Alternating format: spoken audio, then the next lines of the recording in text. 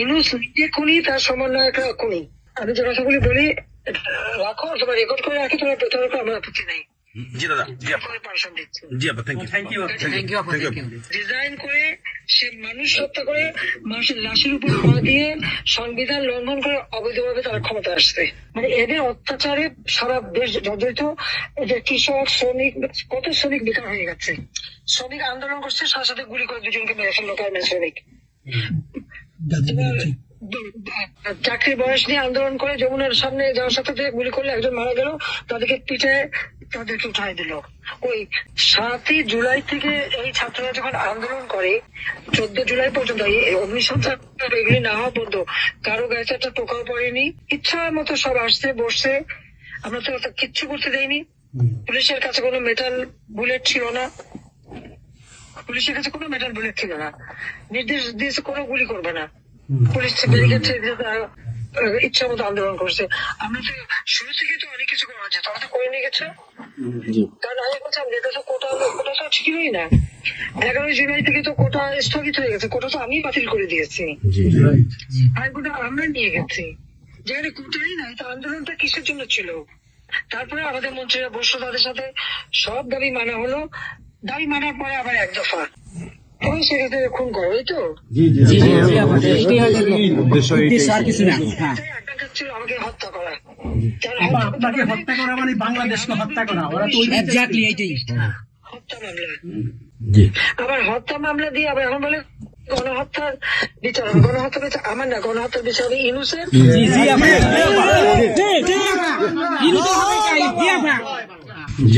এই সমস্ত খুনের দায় দায়িত্ব ইউনূসকেই নিতে হবে, আর তার সমন্বয়। সে যে হত্যার সঙ্গে জড়িত প্রমাণ পাওয়াই যায়। সে যত জঙ্গিদেরকে ছেড়ে দিল, হলি অটিজমের মতো ঘটনা ঘটলো, তাকে 21 আগস্ট গ্রেনেড হামলায় আসামি তাকে এবং অন্য যত জঙ্গি ছিল সবাইকে সে মুক্তি দিয়ে দিয়েছে। কারণ এই জঙ্গিদের সাথে তার একটা যুক্ত ছিল, তার একটা সংযোগ ছিল। কাজে বাংলাদেশটাকে সে একটা জঙ্গির দেশ হিসেবে পরিণত করতেছে। আজকে সাধারণ মানুষের অবস্থাটা কি দেখো, সাধারণ মানুষ আজকে খেতে পায় না, পড়তে পায় না। মানুষ তো এখন বলে যে আগের সরকারই ভালো ছিল, শেখ হাসিনার সরকারই ভালো ছিল। 97,000 কোটি টাকার বাজেট, কয়লা কেনা, এলএনজি কেনা, ডিজেল পেট্রোল কেনা, খাবার সবকিছু ব্যবস্থা করা, সারের জন্য সার কেনা, সব ব্যবস্থা করে আসছে। যে এলএনজি আমার সময় যখন বাজারে 10 টাকা, আমরা সেটা 9.93 দামে কিনলাম। সেই 9 টাকা 9 পয়েন্টের যেটা কিনা সে 14.5 একটা, আর 14.65 এই দামে কিনলো। ডাবল দামে সে কিনতে গেল কিসের জন্য? এখন তো বাজারের দাম আরো কমছে। শেয়ার মার্কেটের টাকা উধাও, ব্যাংকের টাকা নাই, ব্যাংকের টাকা উধাও, গেল কোথায়? আমেরিকা। 20 লক্ষ মেট্রিক টন খাদ্য আমি রেখে আসছি।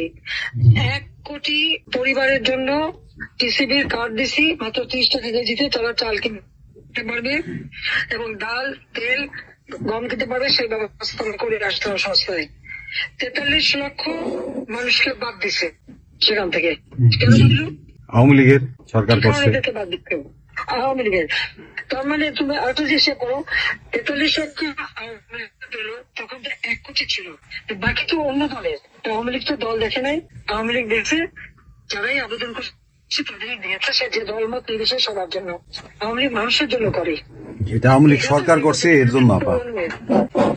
আজকে ছাত্রদেরকে সেটা বিভ্রান্ত করছে। এখন সাধারণ ছাত্রছাত্রী যারা এই বিভ্রান্ত এই খুনিদের সাথে যুক্ত ছিল, আমি তাদেরকে বলবো তাদের আবেদন করেছিলাম, বুঝতে পারছেন না যে কি হচ্ছে, আপনাদের বাচ্চাদের আসতে দিয়ে তারা দিচ্ছে বাচ্চাদের আসতে। অনেকে তো আপনাদের হারালো, তখন যদি আমার কথাটা শুনতো তো হারাতে হতো না। আজকে তারা নিশ্চয় উপলব্ধি করতে পারছে। সেখানে আমি বলবো যে এখন যারা এই সাধারণ ছাত্রছাত্রী আবিদের সঙ্গে যুক্ত হয়েছিল তাদের প্রতি আমাদের কোনো ক্ষোভ নেই, কিচ্ছু নেই। তারা লেখাপড়া করতে আমরা সেটা চাই। কিন্তু আমার কথাটা হচ্ছে, আমাদের ছাত্রলীগ করাটা কি অপরাধ? আওয়ামী লীগের সন্তান হচ্ছে তার জন্য অপরাধ? তাদের পরীক্ষা দিতে দেবে না, ভাইবা দিতে দেবে না, ইউনিভার্সিটিতে যেতে দেবে না, স্কুলে যেতে দেবে না, কলেজে যেতে দেবে না। What is this? আর এই ছেলেপেলেদেরকে কিভাবে গাদব বানিয়েছে? স্কুলের প্রিন্সিপাল, টিচার তাদেরকে তার জুতোর মালা পরায়, গাছের সাথে বাঁধে, তাদেরকে দিয়ে রিজাইন করায়। লাঠির সোটা নিয়ে জীবন, আমি জানি পৃথিবীতে কোনো দেশে এই ঘটনা ঘটছে কিনা। চিফ জাস্টিস তার বাড়ি হামলা, চিফ জাস্টিসের হামলা, যাদের আত্মসম্মান বোধ আছে তারা থাকে না, উনি সাথে সাথে রিজাইন করে দিছে। এবং কতজন মানে জজ তাদেরকে দেশবাসী ঢুকতে দেবে না, তাদের রিজাইন করার জন্য চাপ দিছে। রিজাইন করে না থেকে তাদেরকে কোনো কোর্ট দিতে না, তাদেরকে বাতিল করে দিয়েছে। ইলেকশন কমিশনকে বাতিল, আমাদের মানবাধিকার কমিশনকে বাতিল, আমাদের পাবলিক সার্ভিস কমিশন বাতিল। চাকরি দিতে পারছে না, চাকরি দিতে পারছে না, পাবলিক সার্ভিস কমিশন অচল করে দিয়েছে। এই ছেলেপেরা যাবে কোথায়? আজকে তারা কাজ করার সুযোগ নেই। একের পর এক ইন্ডাস্ট্রি বন্ধ, আগুন দিয়ে পুড়িয়ে দিয়েছে ইন্ডাস্ট্রি অথবা বন্ধ করে দিচ্ছে। ব্যবসায়ীরা টাকা আনতে পারেন না, যারা বিদেশে যেতে দিচ্ছে তাদেরকে হ্যারাস করা হচ্ছে।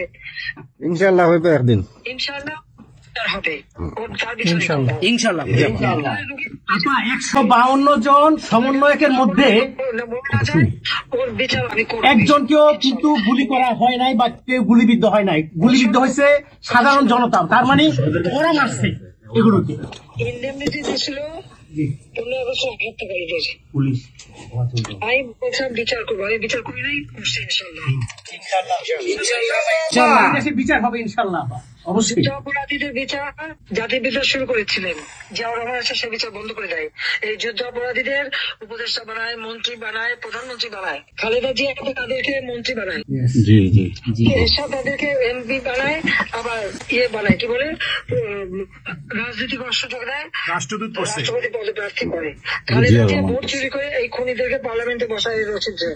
আমি বলছি আমি বিচার করবো, আমি বিচার করতে পারছি, আল্লাহ আমাকে সেই সুযোগ। এই ছাত্র হত্যার জন্য, জনগণ হত্যার জন্য, পুলিশ হত্যার জন্য আওয়ামী লীগের নেতা এবং মাইনরিটি, হিন্দু, বৌদ্ধ, খ্রিস্টান কেউ বাদ যায় নাই। আক্রমণ করছে, হিন্দুদের বাড়ি ঘর মন্দির ভাঙছে, বুদ্ধিস্টদের প্যাগোডা ভাঙছে, সেখানেও তাদের ছেলেদের হত্যা করছে সেই খাগড়াছড়ি এবং রাঙামাটিতে। প্রত্যেকের উপরে এরা হামলা করছে, করে করে তাদেরকে মারছে। মাইনরিটিদের যে অত্যাচার।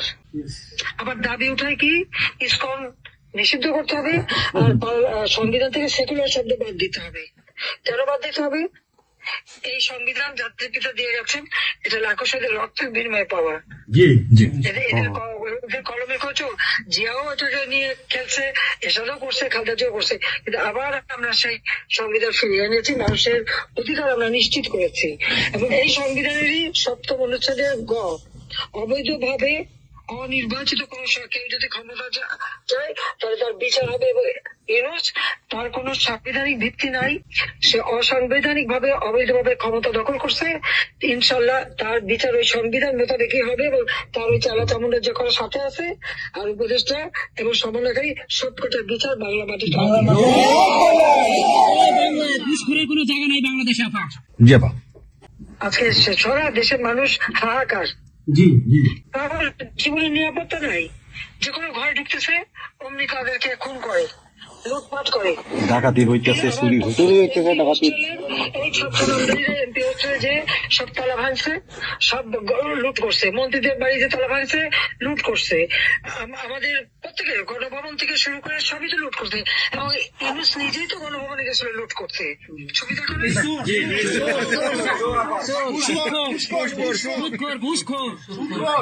আপনি গোপালগঞ্জে চলে আসেন, কোনো সমস্যা নাই, আমরা আছি আপনার সাথে। সবাই যাবো আমেরিকা থেকে, সবাই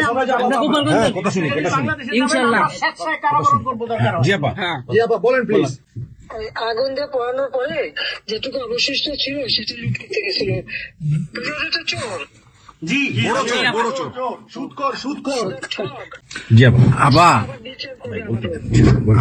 আচ্ছা আমি বিচার করবে জনতা।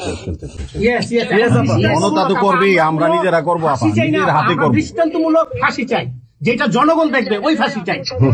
যার যার বাড়ি ঘর পড়াইছে করছে। আবার দেশের থেকে সব গরিব মানুষ এখন গ্রামে যাচ্ছে, খাবার পাচ্ছে না, কিচ্ছু পাচ্ছে না, খুব কষ্টে আছে সাধারণ পাবলিক, খুবই খারাপ। আপা আমরা দোয়া করি আপনি তাড়াতাড়ি আসছেন। বৃহত্তর নোয়াখালীর অবস্থা অনেক খারাপ। আপা সারা বাংলাদেশের অবস্থা খারাপ বানায় রাখছে ওরা। আপা সারা বাংলাদেশটাকে একটা বদ্ধ ভূমি বানায় রাখছে, যেখানে সেখানে হত্যা, মানে এমন কোন লোক নাই যারা এখন শান্তিতে আছে, সবাই একটা কথাই বলে যে আগেই ভালো ছিল, আগে সরকারি ভালো ছিল। আমরা ভুল করেছি আপা। এই কথা সবাই বলে। সবাই বলে তত্ত্ব আপা। প্লিজ বলেন আপা প্লিজ। প্রত্যেকটা জায়গায় তো এইভাবে এখন আবার সে ওই আরেকটা পদক্ষেপ নিচ্ছে। এদিকে প্রায় 80 জন প্লাস আরো 35 জন, সেই সাথে 300 লোক জেলা উপজেলা ইউনিয়নে সার্ভে করতে পাঠাচ্ছে। সবাইকে বলে দাও ওই সার্ভে করতে কারা যায়, কাদের নাম লিখছে।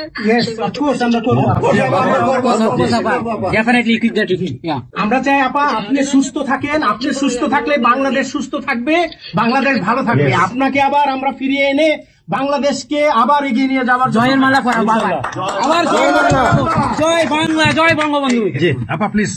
তোমাদের যে দেশে আছো সেই দেশে স্যার ডেনমার্ক আমেরিকা সবাই এখানে আছি আপা, ডেনমার্ক আমেরিকা সবাই আছেন। আপা আপনি এখন আমাদের কিছু নির্দেশনা দেন, আমরা প্রবাসী থেকে কি করতে পারি, এবং বাংলাদেশে আমাদের যে ফ্যামিলি আছে, আত্মীয় স্বজন আছে, আমাদের যে বিভিন্ন দলের নেতৃবৃন্দরা আছে, আমরা কিন্তু অর্থনৈতিক থেকে বিভিন্ন ভাবে সহযোগিতা করতেছি, যার যেভাবে পারি আমরা বাকিটা আপা আপনি নির্দেশনা দেন, আপনার নির্দেশনার মতো আমরা কাজ করবো বাংলাদেশে। এবং তোমাদের যেটা করতে হবে একটা হচ্ছে তোমরা যে দেশে আছো সেই দেশের আইন কানুন মেনে ওখানকার যারা নির্বাচিত প্রতিনিধি বা সরকার বা যে বিভিন্ন মানবাধিকার সংস্থা, তারপরে 165 জন সাংবাদিকের চাকরি নাই, তাদের ডিটেনশন কার্ড বাতিল করে দিছে। 106 জন সাংবাদিকের বিরুদ্ধে হত্যা মামলা দিছে এবং তাদের কতজনকে গ্রেপ্তার করে জেলে ঢুকাইছে, মানবিত জীবন যাপন করছে। সাংস্কৃতিক কাজ করতে পারে না, ব্যান্ড শোরা ব্যান্ড কোনো অনুষ্ঠান করতে পারে না, পাকিস্তান থেকে ব্যান্ড শো এনে করা, অথচ আমাদের দেশে ব্যান্ড শো যারা তারা এখন কাজ পায় না। এরা আমার এদের সাথে ছিল, তারা লাল রং লাগাইছিল, এখন আর তাদের পাত্তা নাই, কাজ পায় না। স্বীকৃতি কর্মকাণ্ড বন্ধ, সমস্ত সামাজিক নিরাপত্তা যত গরিব মানুষ আমরা বয়স্ক ভাতা, বিধবা ভাতা, মুক্তিযুদ্ধ ভাতা যা যা দিয়েছিলাম সেগুলি সব বন্ধ করে দিয়ে সেটা মেরে খেয়ে গেছে। এমনকি মানে সারা দেশ থেকে একটা লুটের রাজত্ব, খুনের রাজত্ব সৃষ্টি করছে। এই বিষয়টা যে মানবাধিকার লঙ্ঘন, সাংবাদিকদের উপরে নির্যাতন, সাংবাদিকদের অত্যাচার করা, মহিলা সাংবাদিকদের যেভাবে অপমান করছে, এই বিষয়গুলি জনমত তোমাদের তৈরি করতে পারে আন্তর্জাতিক পর্যায়ে। ইংলিশের যে বিভৎস চেহারাটা ওইটাই আজকে মানুষের কাছে স্পষ্ট হয়ে গেছে। একটা রাষ্ট্র চালাতে সে টোটালি ব্যর্থ। এই জিনিসগুলি কি আপা? আপা আমি একটা বলি, ইউনূস সাহেব রাখছে 4টা টোকাই রাখছে, সাথে 4টা টোকাই রাখছে।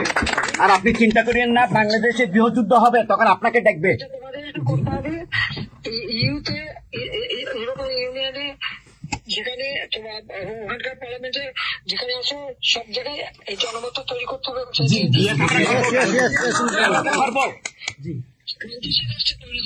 মানুষ গ্রহণ করছে, আজকেও খুন করছে। আজকেও তুমি জানো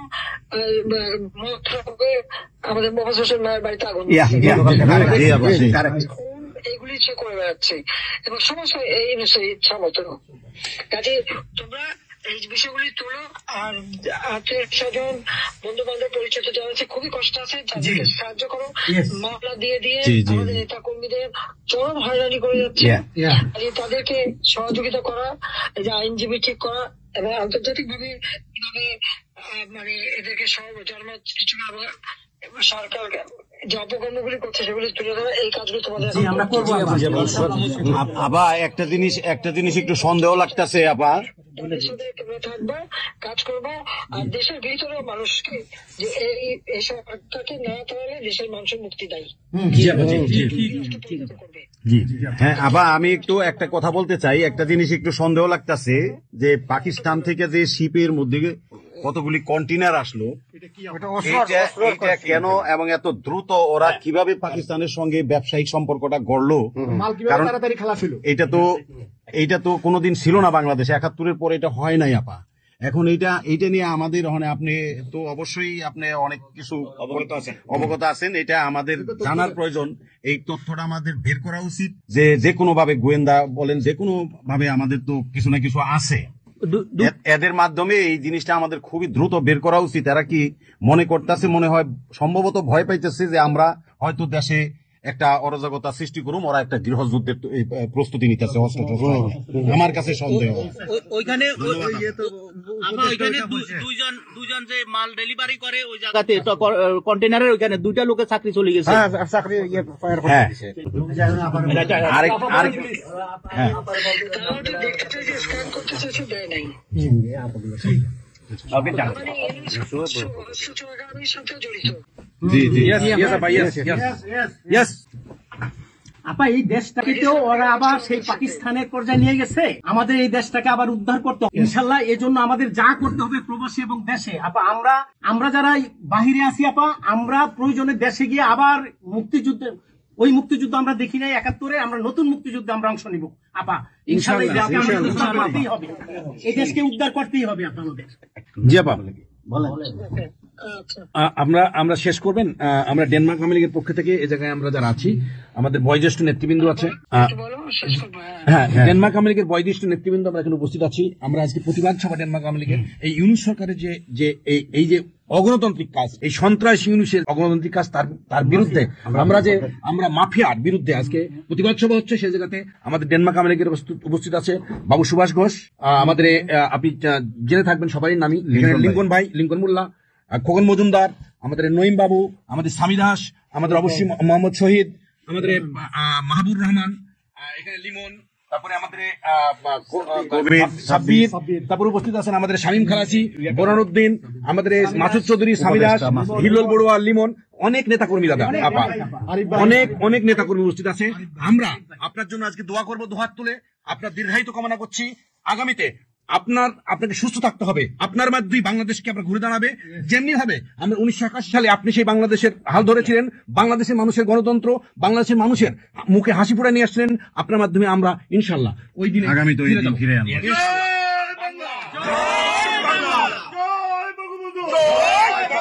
শেখ হাসিনার সরকার বারবার দরকার, বারবার দরকার। শেখ হাসিনার সরকার, শেখ হাসিনার ভয় নাই, রাজপথ হারি নাই, শেখ হাসিনার ভয় নাই। শেখ হাসিনার সরকার বারবার দরকার, শেখ হাসিনার সরকার বারবার দরকার। আপনি একটা ঠিক করে শুনুন। জি আপা, বলেন প্লিজ। আপনি তো বিজিএম নিও। জি হ্যাঁ আপা, আরেকটা জিনিস আমি জিজ্ঞেস করি আপনাকে, এত বড় একটা ঘটনা আপা আমাদের উপর ঘটে গেল, আপা আমার আমাদের গোয়েন্দারা কি করছে আপা? এই প্রশ্নের অ্যান্সার আবার দিয়েন না। আমাদের সাংগঠনিক অ্যান্সার যেটা হয়েছে, আমরা যেহেতু রেকর্ড করেছি এই অনুষ্ঠানটা, সেই এই পর্যন্তই থাক, আমাদের মনে বলে ভালো। এই পর্যন্ত আমরা শেষ করছি। আপনাকে আবার ধন্যবাদ, আপনার জন্য দোয়া করছি, আপনার দীর্ঘায়িত কামনা করছি আপা। আপা আপনি শেষ করুন, সাংগঠনিক নির্দেশনা দেন, আপনি শেষ করুন আপা, তারপরে আমরা শেষ। জি আপা, আমরা শেষ করছি। হ্যাঁ, রেকর্ডিং বন্ধ। ধন্যবাদ। রেকর্ডিং বন্ধ করেন, সব রেকর্ডিং বন্ধ করেন, সবাই রেকর্ডিং বন্ধ করেন। রেকর্ডিং বন্ধ করেন। রেকর্ডিং বন্ধ করেন।